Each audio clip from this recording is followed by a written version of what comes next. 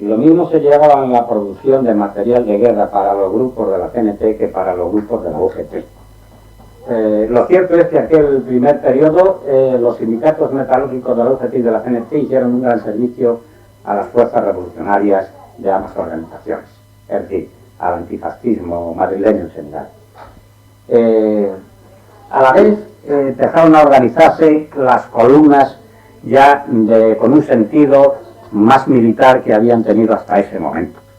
En las primeras jornadas de lucha fueron los grupos de defensa confederal los que asumieron la lucha de fuerza de choque. Y estos grupos de defensa fueron engrosándose con voluntarios que no pertenecían a ellos hasta constituir verdadera fuerza para el asalto a todos los lugares donde fueron actuando. A partir de aquel momento, que debía de ser más o menos finales de julio, pues estos mismos grupos, de una manera espontánea, vieron que de la forma en que estaban organizados no rendían lo que a juicio de sus propios miembros debían de rendir. Y en vez de actuar como grupos de defensa, se fusionaron todos estos grupos y constituyeron unidades superiores, que se llamaban centurias. Cada una de aquellas centurias que se componía de 100 individuos nombró un delegado, que era el que militarmente, pudiéramos decir, asumía la responsabilidad de la centuria. Y de esta manera se cubrieron aquellos primeros momentos de la lucha. Es interesante relatar que estas centurias posteriormente, según fue avanzando la guerra, según se fue enfrentando la espontaneidad revolucionaria de los hombres con la realidad de aquellas fuerzas militares que tenían enfrente, estas mismas fuerzas fueron perfeccionando su estructura, hasta el extremo de que lo que en un principio fueron grupos de defensa, posteriormente centurias, se convirtió después en columnas. Así, por ejemplo, aparecen en Madrid la columna Garibaldi, la columna Tierra y Libertad, etcétera, etcétera. Ya estas columnas se componían de centurias, 3 o 4 centurias constituían una columna. Toda esta estructuración estaba perfectamente organizada y controlada por los comités de defensa. Inclusive en aquellas columnas se hicieron una especie de estatutos, con los deberes y las obligaciones de todos sus miembros, con el reconocimiento de los mandos elegidos por la propia columna para ponerse al frente de ella, y con el respeto y el acatamiento a las órdenes de aquellos mandos. Es decir, fue perfilándose de una manera espontánea, de una manera voluntaria, el sentido de lucha más o menos militar.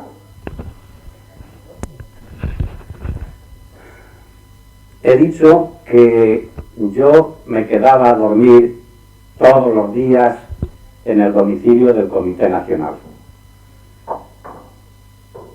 Los miembros del Comité Nacional teníamos guardia por la noche por turnos, pero yo me quedaba todas las noches, además del que le correspondía.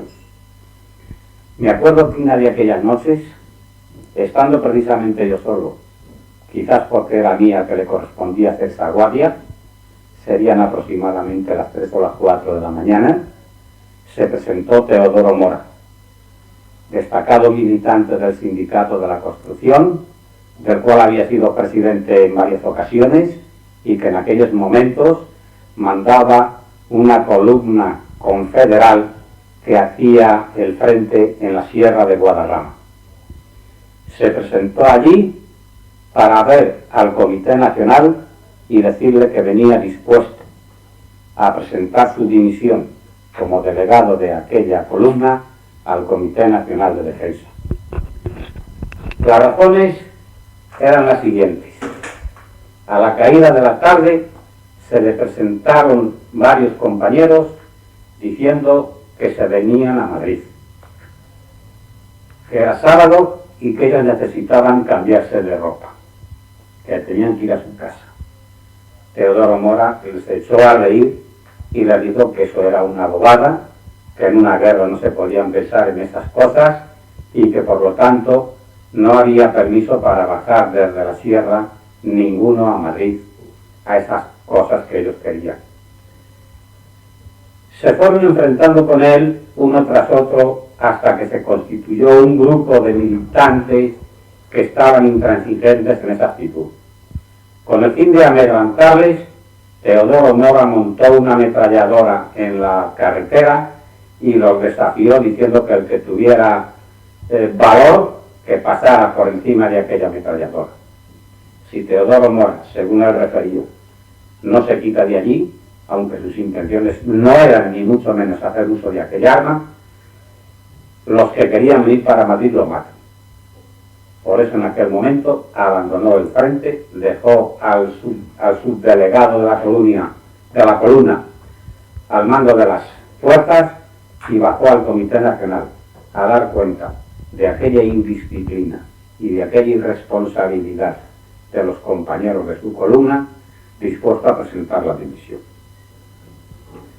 Yo le escuché, pero le dije que nada más que me encontraba yo allí, que no podía aceptarle esa dimisión y que me parecía que aquello no eran razones suficientes, que lo que procedía era dar cuenta de esos compañeros para que en su respectivo Ateneo de Barriada o en su respectivo sindicato les hicieran las amonestaciones necesarias y, si era preciso, los destituyeran a que no formaran parte de aquella columna ni de ninguna otra. Cierra. En consecuencia, al día siguiente, Eduardo Val, que era secretario del Comité Regional de Defensa, llamó a todos aquellos compañeros y en el Comité de Defensa les planteó el tema muy claramente, diciéndoles que eran voluntarios en aquella columna y que voluntariamente podían continuar en ella o marcharse, pero mientras que permanecieran en ella tenían que acatar disciplinadamente todas las responsabilidades que entrañaba el pertenecer a una unidad de guerra como era la columna aquella y como eran todas las columnas nuestras. Después de aquella reprimenda, aquel hecho no se volvió a repetir y Teodoro Mora siguió al mando de la columna y de ella no desertó, ni se destituyó, ni se expulsó a ninguno de los milicianos que pertenecían a ella. He dicho antes que yo era secretario del Comité Nacional por Presos como miembro del Comité Nacional de la CNT. Recuerdo que por aquellas fechas, que era el mes de agosto, más o menos a mitad de mes, fui un día a la Dirección de Seguridad a ver al director general con la pretensión de recoger del archivo de dicha Dirección General todos los expedientes que había de los militantes anarquistas y anarcosindicalistas. Le planteé al director general mi propósito. Me di a conocer, le dije en nombre de quien le hablaba y les puse las razones de mis objetivos. Estábamos en una guerra civil. Todos creíamos que la íbamos a ganar, pero también podría ocurrir que no la ganáramos. La situación era propicia para borrar todos los antecedentes que en la Dirección General de Seguridad se amontonaban sobre los militantes de la CNT. Entonces mis pretensiones eran recoger del archivo de la Dirección General de Seguridad los expedientes de todos los militantes confederados. Y no opuso ninguna resistencia, al contrario, llamó a un funcionario, me presentó a él y le dijo que me enseñara dónde estaban todos los legajos referidos a los anarcosindicalistas. Bajé con aquel caballero a los sótanos de la Dirección de Seguridad en la calle de las Infantas y en una habitación, en unas estanterías perfectamente organizados por orden alfabético, allí había toda una pared llena de expedientes referidos a los militantes de la CNT y del anarquismo español.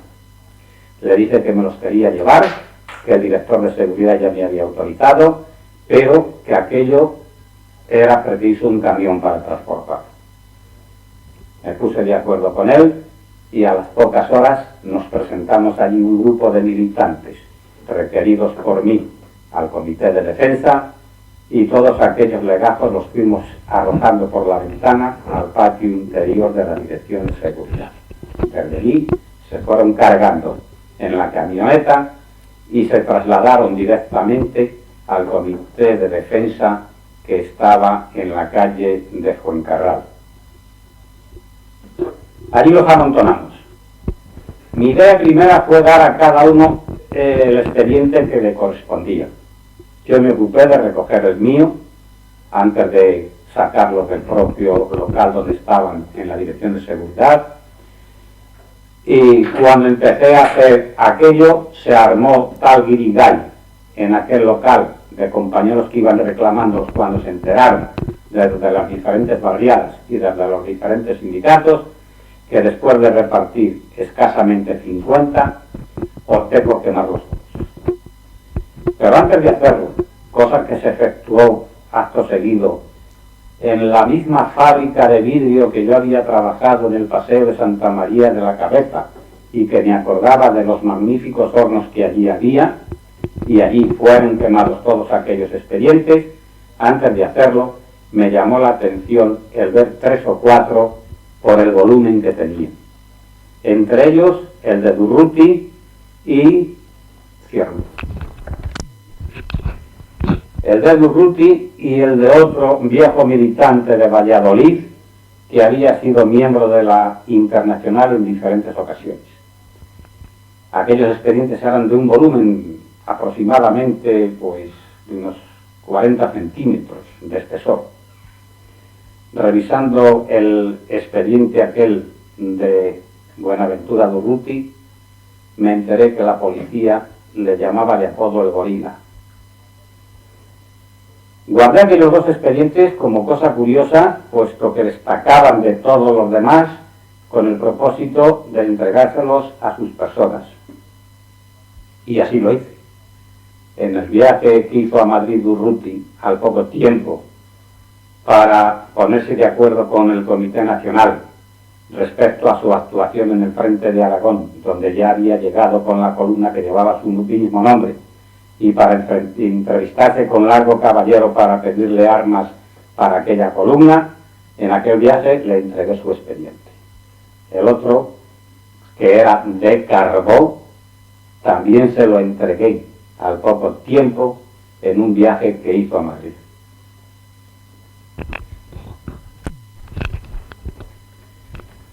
En aquella función de secretario del Comité Nacional Pro Presos, un día con Soria, Ramón Soria, que era secretario del Comité Regional Pro Presos del Centro, decidimos ir al Ministerio de la Gobernación para gestionar la libertad de algunos compañeros que todavía se encontraban en la cárcel Modelo de Madrid por delitos comunes, es decir, por atentados personales o por atracos.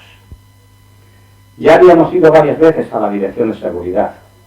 El ambiente era bastante favorable para conseguir nuestros objetivos, y aquel día íbamos precisamente a ver al director, al subsecretario del Ministerio, con el propósito de que ya se ultimaran las gestiones para sacar a aquellos compañeros. Cuando estábamos en el portalón del Ministerio de Justicia que había entonces en la calle de San Bernardo, llegó el director general de prisiones, hombre de unos 40 años, no recuerdo su nombre, sofocado, sudando, y se apeó de un coche intentando subir corriendo las escaleras del ministerio. Al verle nosotros, que le reconocimos, le preguntamos que de dónde venía y que a dónde iba con tanta prisa. Se volvió inmediatamente hacia nosotros y nos dijo: la cárcel Modelo está ardiendo. Ramón Soria y yo ya no hicimos aquella gestión que íbamos a hacer acerca del subsecretario de Justicia. Ya no entramos en el ministerio de este departamento. En el coche que llevábamos salimos corriendo para la prisión Modelo, y cuando llegamos a ella, en la plaza de la Moncloa, ya estaba ardiendo y rodeada por una columna de las milicias socialistas que estaban impidiendo que la gente, el pueblo de Madrid, asaltara aquella cárcel. Se había corrido la versión de que le habían dado fuego los detenidos fascistas que en ella se encontraban con el propósito de escaparse. Este era el clamor que corría por aquellos momentos, en aquellos lugares, y nosotros entramos dentro de la cárcel. En el despacho del director se encontraban reunidos ya, en aquella circunstancia, con él, los representantes de todos los partidos del Frente Popular. Cuando llegamos nosotros, nos presentamos como comité pro presos de la CNT. Yo ya había hecho algunas gestiones y el director de la cárcel me conocía suficientemente. Allí se estaba discutiendo qué era lo que iban a hacer o qué era lo que procedía a hacer con los presos fascistas y qué era lo que procedía a hacer con todos los demás presos. La discusión no tenía fin. El panorama se estaba cada vez poniendo más difícil. Entonces yo hice un planteamiento muy concreto, de que el pueblo estaba rodeando la prisión con el propósito de asaltarla, que en la opinión de todo aquel pueblo que había allí, la cárcel había sido quemada por los fascistas con la intención de fugarse de ella dentro de la baraúnda que podría producir aquel hecho. Que el comité pro presos de la CNT no podía asumir la responsabilidad de que se estuviera discutiendo aquel problema con aquella parsimonia y sin tomar medidas drásticas, ya que podría ocurrir una hecatombe en cualquier momento. Que por lo tanto, la actitud nuestra era de que se tomaran medidas de seguridad absoluta contra los presos fascistas y que a todos los demás presos se los pusiera en libertad. El director dijo que eso no se podía hacer, que allí había muchos presos comunes y que eso en manera alguna se podía cumplir sin que el gobierno no lo autorizara, o cuando menos sin que el gobierno diera un indulto para todos los presos que allí estaban.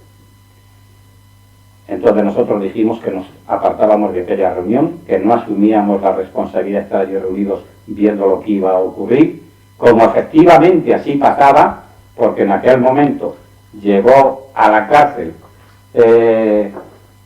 un compañero nuestro de la CNT, del Sindicato de Sanidad, que se llamaba Francisco Trigo, que pertenecía a la Cruz Roja y que llevaba una gorra de tipo militar con la Cruz Roja encima de ella, y subido en un coche tuvo que aplacar a la multitud que pretendía asaltar la cárcel.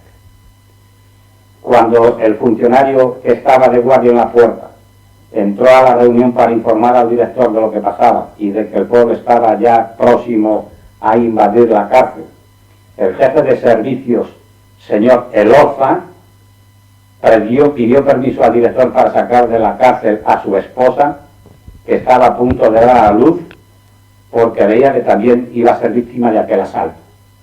Es decir, la situación por minutos se iba recrudeciendo de tal manera que favorecía la tesis que yo había planteado. Es decir, para que el pueblo no asaltara la prisión, poner en libertad a todos los presos, menos a los fascistas. Ya en aquel momento asaltaron las primeras dependencias de la cárcel, entre ellas las oficinas y el economato.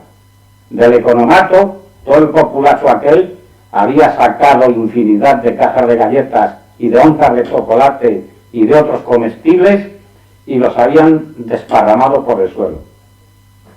Cuando el director de la prisión salió para ver el panorama, entró asustado diciendo: Íñigo, tiene usted razón, acabo de hablar con el ministro de la Gobernación y con el ministro de Justicia. Les he expuesto cuál es la situación y cuál es la actitud de la CNT. Y me han autorizado para que cumpla sus pretensiones. Le hago a usted entrega de la cárcel móvil. Usted es el responsable de esta prisión. En aquel momento terminó la reunión. Todos los delegados que había allí de las diferentes organizaciones del Frente Popular se marcharon y Ramón Soria y yo nos hicimos cargo de la prisión. Me fui derecho a la segunda galería, en la que yo había estado detenido varios meses, hacía un poco de tiempo. Precisamente en aquel lugar estaba viendo la cárcel. La cancela que daba acceso a la segunda galería, como todas las demás, estaban cerradas. Una ordenanza preso que andaba por allí, que normalmente es el que con el funcionario que estaba de guardia en la galería tenía las llaves para abrir y cerrar estas cancelas y el acceso a la galería, le pregunté por la llave y me dijo que no la tenía, que no sabía dónde estaba. Entonces llamé a uno de los bomberos que estaban allí arriba encaramados, picando en la pared, y le dije que con el pico rompiera la cerradura. En aquel momento, aquel preso sacó la llave no sé de dónde. Estaban todos los presos por dentro de la cancela, arrimados a ella, en plan desesperado, queriendo salir como fuera. Había un humo allí sofocante y yo les dije que se metieran todos para adentro, que si no me conocían, que yo acababa de salir de aquella galería justamente hacía unos meses, y allí había varios presos con los cuales yo había estado en esa galería en aquella ocasión. Me conocían, les dije que si tenían confianza en mí, que se metieran para el patio, que abandonaran la galería, que por la puerta de aquella galería salieran al patio, que allí no había ningún peligro, que el último que iba a salir de aquella cárcel era yo, que habíamos acordado poner en libertad a todos los presos, y que yo no saldría de allí si no salían todos en libertad por delante de mí. Les daba mi palabra de honor que eso se iba a cumplir, y de esta manera se alejaron y dejaron el camino libre para poder entrar no solamente a los bomberos para seguir combatiendo el fuego y a nosotros, sino para que ellos mismos no corrieran ningún peligro. Una vez dentro, Ramón Soria y yo nos fuimos al patio a hablarles a todos estos detenidos. Les explicamos cuál era la situación. Les dijimos cuál era el acuerdo que acababa de tomarse en esa reunión que habíamos tenido allí, y que nosotros, la CNT, se había hecho cargo de la prisión aquella, con la condición de poner en libertad a todos los presos, excepto a los fascistas, que por lo tanto iban a salir todos, pero que era menester que salieran ordenadamente, organizados disciplinadamente, porque la cárcel estaba rodeada por milicianos, y si salían corriendo unos por un lado y otros por otro, los que estaban fuera no sabían si estos habían sido puestos en libertad, o si eran fascistas, o si se habían fugado y que su vida corría peligro. Por otro lado, ninguno de ellos tenía documentación, y en aquellos momentos el transitar por Madrid sin una documentación, sin el aval de una organización o de un partido político de izquierdas, podía implicar volver a la cárcel inmediatamente. Que por lo tanto se organizaran todos en fila, y que cogidos de la mano salieran todos, con los compañeros de la CNT y socialistas que había en la puerta de la prisión, para donde ellos quisieran. Yo les brindaba una cosa: enrolarse en las columnas confederales para combatir al fascismo como voluntarios. Todos ellos, o casi todos ellos, eran delincuentes comunes, lo que vulgarmente se llaman chorizos y estafadores. No estaban habituados al trabajo, tenían espíritu de aventura, pero se les presentaba una buena ocasión si la querían aprovechar para regenerar su vida. Esta ocasión era encuadrándose dentro de las columnas confederales para luchar contra el fascismo, cosa que yo les ofrecía. Todos aceptaron unánimemente. Después de la segunda galería, que quedaron todos ellos formados en el patio, nos fuimos haciendo el mismo recorrido por las demás. Y en la tercera galería, precisamente, era donde estaban concentrados todos los presos fascistas. Entonces, quitando a estos que allí se quedaron, sacamos a los demás presos de sus respectivas galerías, y en la segunda los formamos. Y de la segunda galería, cogidos de la mano, como niños cuando van al colegio, estos hombres salieron de la cárcel Modelo, custodiados por militantes socialistas de la CNT, y casi todos ellos se incorporaron a la CNT, a la Federación Local de la CNT, la que los encuadró a través del Comité de Defensa en las unidades o en las columnas que mandaban los hombres de la CNT.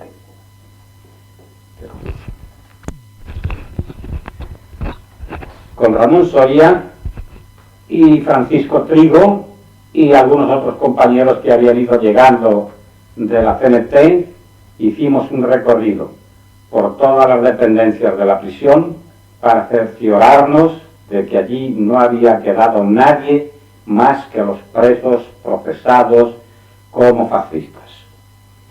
No quisimos entrar en la dependencia, en la galería que ocupaban estos presos.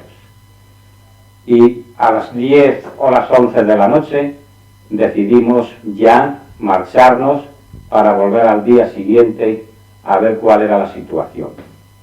Al salir a la calle, en la puerta de la prisión, en unos sillones de mimbres, sentados al fresco, estaban el director y el jefe de servicios. Les dijimos que ya nos marchábamos, nos preguntaron cuál era la situación interna de la prisión, les dijimos que no quedaba nadie, nada más que los presos fascistas, y que al día siguiente volveríamos, ya que en aquel momento todo estaba tranquilo. En ese justo instante de decir yo, todo está tranquilo, sonó una descarga de fusiles. El director de la prisión dice, pues vaya tranquilidad que hay, por ahí dentro están pegando tiros. Suponía yo lo que pasaba, y no quise siquiera entrar. Nos quedamos un rato en la puerta y ya no se oyeron más tiros. Dentro de la cárcel había un grupo de individuos que sospecho que fueron los que en realidad quemaron la prisión y no los presos, que estaban fusilando fascistas, que habían sacado de la galería a algunos y los estaban fusilando. Ya no podían entrar a la galería a formarse, porque la galería la había dejado yo suficientemente custodiada para que allí no entrara nadie.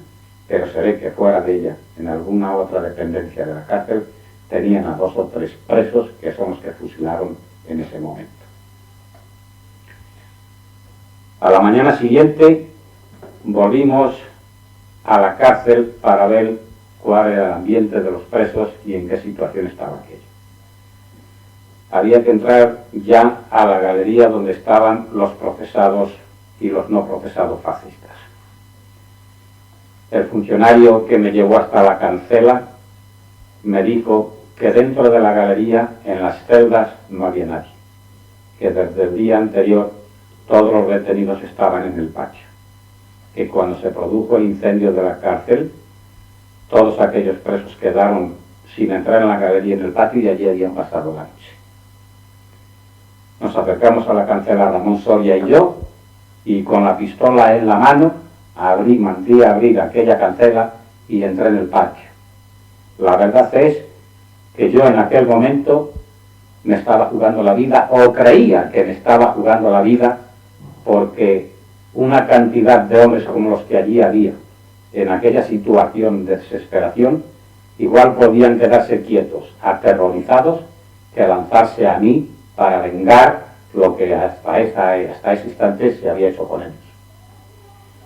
Ramón Soria y yo empezamos a andar por el suelo, por el patio, y vimos sobre el suelo tumbados a la inmensa mayoría de los presos, y vimos a algunos que estaban llenos de sangre, inclusive los que estaban a su lado estaban manchados de sangre.